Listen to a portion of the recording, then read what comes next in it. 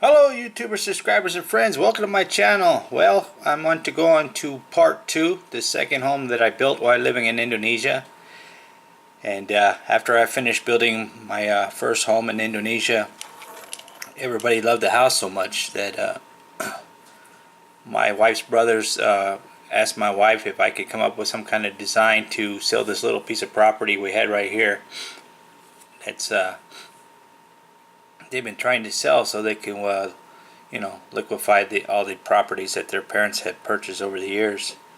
And since I didn't have anything else to do and I had such a good time building my house, I came up with a quick drawing for a small 2-bedroom home that has a little bit of designs that I used in my house, but also I wanted to keep it Indonesian, because Indonesian people are going to live in it, Indonesian style. So here's the piece of property. I used the same guys that worked on my house. 3 months working together, they knew me pretty well. I was picking up a lot of Indonesian words. So let's start. This is the first picture. They already cleared out the property there, and they already put the foundation in. And I'll go step by step and show you how this house turned out. Okay, so the guys were excited to do another project with me because they didn't have nothing else to do. So let's go click through. There they are, pulling around. We had to knock this wall down too because it was leaning inwards. So we had to repair that. And I'm learning even more about these Indonesian concrete blocks. They're very, very, very weak because they're very porous and they absorb water really good. They're like sponges, and they have no strength. So guys are goofing off because I have a pump water gun. It's kind of like a rifle, and you fill it with water and you pump it up and you can shoot them, and I was shooting them, so they put their arms up. Here we are putting the walls up. This is a small piece of property, and it took us, I think, about a month, maybe a month and a week, or not even a week, just a little over a month. Got the septic tank dug here in the front of the property. That's going to be the driveway also. So let's go to the next one. I'm going to be the rooms and the bathrooms. Now the bathrooms, like I showed in my house, the toilets they use in Indonesia are called squatters. They're just flat ceramics with a hole in it, and they just squat and go to the bathrooms. I decided I wasn't going to put a squatter in this house. I wanted to upgrade the toilet system. So I put a regular toilet and a shower system, but I kept the old bucket shower system that they use. They take bucket showers. They're cold water bucket showers. There's the guy. This is the coconut guy. Climbs coconut trees, man. Oh my God. 45-foot tall trees, and he'd just go up them like a monkey so fast, barefooted too. This is the front entrance here, the door. I kind of put a little bit of taste of what I did in my house. There's the septic tank there. It's in the driveway in the front of the house. And here's these bricks again. The whole process of building the homes in Indonesia and watching these bricks, the red bricks were expensive. So her brothers didn't really want to use red brick here, even though there's some right here, but they want to use these cheap bricks. They're very cheap, and the reason they're cheap because they're very, very porous. I actually ended up going to another island and building a house there, and end up making my own bricks stronger, faster, and better. End up turning it into a brick business too. Here we go. This is going to be the living room. That's going to be the back courtyard through that window there.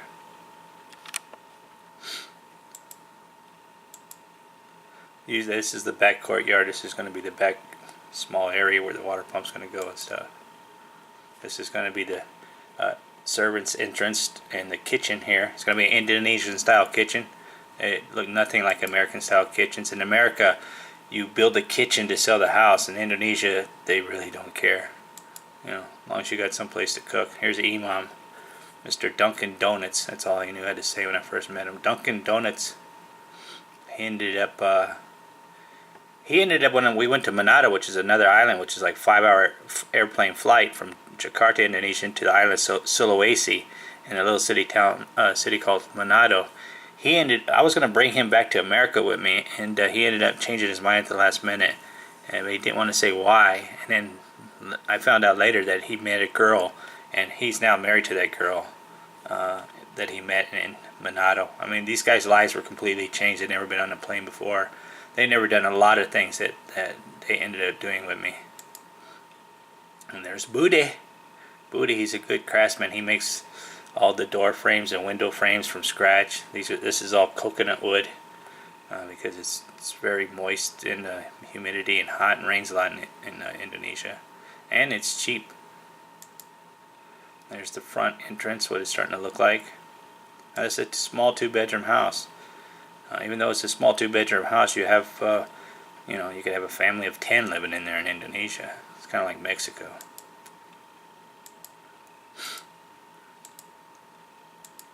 And I'll show you that the regular roof tiles that they use, I didn't want to use in my house because the rats can get in. Here's the septic tank right there. Support beams. It's a real sturdy support beam. I don't know why. It's only single layer and the roof isn't very heavy. We didn't use steel on the roof supports like I did in my house, because this wasn't my house. We were just building this house, so because they couldn't sell the land, I figured we'd build a house and sell the house and land together. That's the drainage from the bathroom. That's standing where the kitchen is going to be, looking down the hallway. Standing in the backyard. There's Ollie. That's the foreman for the crew that I had. He never really learned to speak English. He didn't want to learn. He didn't think it was necessary for him to learn. I tried to tell my wife to tell him that if you learn English, you could, open your horizons to foreigners that speak English, not just Americans, but you got people from Australia and Europe and stuff that come to Indonesia and live in Indonesia. I met a lot of tourist people there from Australia and Europe and Germany and stuff like that in Indonesia. This is for the electrical work. Hide it behind there and then I cover it with concrete. Just looking towards the roof. Now these cutouts up here, this is what I'm talking about. They don't use air conditionings in Indonesian homes because they cut these out and they just leave them open so the air can circulate and the heat that rises can escape out through these ventilation vents, for lack of a better word. This is going to be a bedroom. This is the back courtyard area.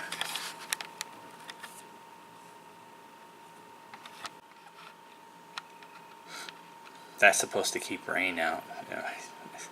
It makes me laugh when I see that.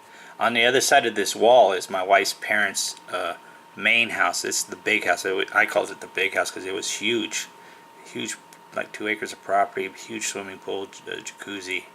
Her father, he bought the best of everything. And here's where the workers stayed. They built a little shed. That's all it is. It's just tin roof and a square and dirt floor, and that's where they lived. They lived on site. There's Holly again. I'm trying to teach him how to whistle. He doesn't know how to whistle. Like that. I whistle really loud with my tongue and my lips, like that, and he couldn't do that, so I was trying to teach him how to whistle a different way, which continued to carry on to each and every job. I would look at him and whistle, and he would try to whistle, and he couldn't do it. So here's the I joked around with Ollie all the time. It was funny. He looked so serious all the time, but he had a really, really good sense of humor. Especially when he was off duty and the workers were done working. He was really sense of humor then. You can see here the trusses here, they're all wood. They're not steel like what I use in my house, and I don't like it because the rats can chew. What they do, they lift the roof tiles, they chew the wood, and they get in. And then they're running around up on your ceiling. You can hear them running around, and here's those tiles right here. They're very, very, very light shingle roof, like Mexican roof tiles. I don't like them. That's why I choose not to use them on my house. And having issues with my tripod. Just standing in the center of the living room, looking upwards. There they are. I mean, these guys worked really fast. What takes the longest is building these window frames by hand, and then having to go get the glass and especially cut the glass just for the windows. and that's what takes the longest. And setting up these supports, they have to let the supports dry for 2-3 days so they continue to hold their strength. Standing in the living room looking up. There's the outside finished product of the house, 2-bedroom house. Painted it. Like I said, most Indonesian people, they don't paint the house. They just leave it the color of the concrete and that's it. And there's the driveway. You know, like I said, not most people have cars. They drive scooters. There's the freaking pipe sticking up right there for the septic tank. I would trip over that damn thing all the time because I forget it's there. So that's the outside. Here's the inside. I picked a really, really nice ceramic on the floor. So normally her brother would have just put plain white, which is boring, so I want to put a different color. My wife has 3 brothers, and her family, her father started a cleaning service business for big corporations and stuff, and they've had it for like 45 years, and then the father and mother passed away, and now that business, it has to be split up between my wife and her 3 brothers. So before anybody can do anything, we always have to sit down and have a meeting, and everybody has to agree on the subject to do something. And at first, until I built my house, they didn't know what I was talking about. They thought I was crazy. But once they saw how I designed my house, how beautiful it came out, and sorry about that, and I knew what I was talking about, that they were excited. So anytime I wanted to do something, I didn't even ask them, I just did it. And then they would come and look at it and say, oh, then they would say, why didn't you just go with white? And I said, do you want to sell the house or don't you want to sell it? Because everybody has white. You go to anybody's house in Indonesia, go inside, the ceramic is white. You know, as you'll see in my brother-in-law's house, I renovated. He wanted white ceramic floor, and I just got to the point halfway through the thing. I said, I'm not making the whole house white, and I put some color in his house, and he ended up loving it. So yeah, here's an Indonesian kitchen. They put over here, there's like 3 levels. There's one over here, drops down over here, and then drops down again. They put a stove up there that's the tank, the barbecue tank sits underneath there, and they cook it with the gas over there. And very small sink. It's nothing like in America. All this is all storage right here. That's what they use for storage only. And this is standing in the, here's the front door. Come in, it's like a living room and then a small dining area, and then that's the bathroom. It has a plastic door. Her brothers asked me why I put plastic door. I said, well, you take a shower and you're splashing everywhere. If you get the door wet and it's wood, it's going to warp. So you know, I found these plastic doors, and they're not going to get warped if they get wet. So he's like, wow, I never thought of that. So every bathroom that I built in Indonesia, I put plastic doors. This is a bedroom here, and there's a bedroom over there. 2 bedrooms. This is the back courtyard. He didn't want me to do anything fancy back here because they just want to build a house and sell it. Normally these windows right here, they open outward like that on a normal Indonesian house. I did it to where the door would open here, so you could sit in the window. If it opened this way, you couldn't sit in the window, and I noticed that people like to sit in the windows a lot. So I made it so the window would open all the way and they could sit right there and be cooled down. And that's the well pump. And actually we didn't have to go very far. The way they drill it, they use like pipe with high pressure water that they borrow from the next door neighbor or wherever they can get water from. They run a hose and they just pound it like that, and that's how they drill a hole, and that's how big the hole is. And then they leave the pipe as they're drilling. As they go down, they just keep screwing the pipe and keep going down until they hit water, till water starts coming out, and then the pipe is already in the ground, and they just leave that pipe there. That's very interesting how they did that. I wish I had a camera then. I would have filmed them how they drill for wells, because the ground is very easy to drill with pressure water. And that's the electric pump. This is the living room over here. This is the bedroom over here. This goes up. Like I said before in my previous video, where I said they like to run the plumbing through the ceiling, which I think is stupid, because if these pipes break, then you got to redo the whole ceiling. So that's what that is. It's coming from the pump going up, and it's going across through the ceiling, shooting across the living room ceiling into the kitchen and into the bathroom. So you have water, and I don't like that idea. Here again, I put another window here because they like to leave the doors open. And I designed to have a little window here so they could open the window for security reasons, and they could lock the door. So because it rained so much too, they just wanted to leave this open, not this big, but half of this, and just leave a ventilation exit. I'll show you when I see one later in the picture. But I said, no, let's extend it, put a window there. That way you can open and close it. When it's raining, you can close it and keep the water out. And this floor won't get all soaking wet because it rains. Oh my God, it rains so hard there. Now here's the bathroom. This is the old style. It's the square area right there. And they filled this up with water. And what they do is they leave the water running. So the water's constantly overflowing. The water doesn't stay sitting still.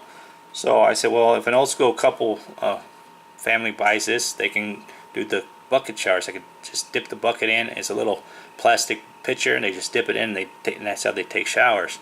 I don't like that. I tried that when I first got there. I don't like it. I like the shower thing.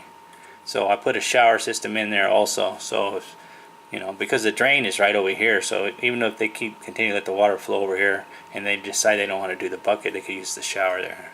And I put a sit-down toilet. See right there's the drain. Here's the sit-down toilet.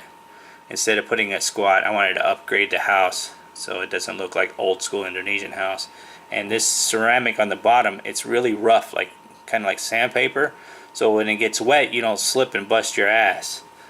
And her brothers like that because in his house, the floor was red tile ceramic, and man, I must have fell. I don't know how many. I lost count how many times I fell trying to take a shower in that bathroom because the ceramic is just really, really slippery. And I said, I'm not going to do that to the bathroom here. I'm going to put something with grit on it so it doesn't. It's not sandpaper. It's not sand. It's built into it. It's like little bumps all on the design there, so you don't slip and bust your ass. And then I carried it over these curved things again. It's not square and sharp edges. These things are curved, so it's really smooth.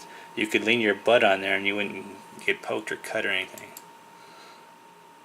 Put a little at the top there, a little decorative thing there, so it looks kind of nice and stuff. My wife didn't know I was so artistic. She was actually very impressed with these ideas I was coming up with. And normally they just run the ceramic and then that's it. Well, I put a trim around there instead of putting the regular footboards or whatever you call them, kickboards, like you do here in America. Let's just put ceramic there, make it look nice. And it looks better anyways than the kickboard. I did it in every room. That's the other bedroom. This is actually looking out to the courtyard over here. This is the front house over there. There you get a better shot. Now here's those ventilation things I was talking about. See these right here? So when the back door is open and this front door is shut, the air still can escape through there. Now what I don't like about it is because the rats can come in through that. And I've seen it happen in my wife's brother's house. I mean, I lived in his house for like a month and a half, and I was like, I can't live here no more. These freaking rats are the size of my miniature schnauzer coming through this thing, and they're, wherever they walk, they pee as they walk. That's how they don't get lost where they're going. So I was like, I'm not gonna have that in my house. So, but he said he wanted them, so we put them in there. And there you got two here, and you got two here right above the door. That's standing in the very back dining room area, living room, whatever, looking out to the front. And that's standing at the front door, the front entrance of the house, of the servant's entrance, and looking in through to the kitchen area over there. This is a storage closet over there, and that's what that is. And that's it. That's the house. And we ended up selling that house for I say it's like 1 month and maybe 3 days. I'm trying to get the picture of the front view of the house. And it sold really quick, and my brothers I keep saying my brothers, my wife's brothers, my brother-in-laws were very, very impressed with how nice that little house looked, and how fast it sold, because they've been trying to sell all this property for years, because the father started building those townhomes, as you see in my last video, those two that are next to each other, and he was building them to sell them, but nobody was buying them. And the reason nobody was buying them, when they would come and stop and look at my house while I was building it, they would try to practice their English with me. Their complaint with every person that came there to look at it was too small. So even though this is small, it sold really quick. And 3 days after we finished this and sold this, I asked my wife to ask my brother-in-law that if I could remodel the townhome, and they agreed to it, and that was my next project. We started 3 days after we finished this one. I convinced my wife to convince her brothers, and then 2 days after that we started working on the townhome. And I'll make a video showing you what I did to that. I totally remodeled that and added another room, and added some more of my artistic styling to it. So remember, if you like this video, click the like button, hit the subscribe. If you take the time to leave a comment, I'll take the time to respond. Thanks for taking the time over watching my videos, and I'm going to the next one.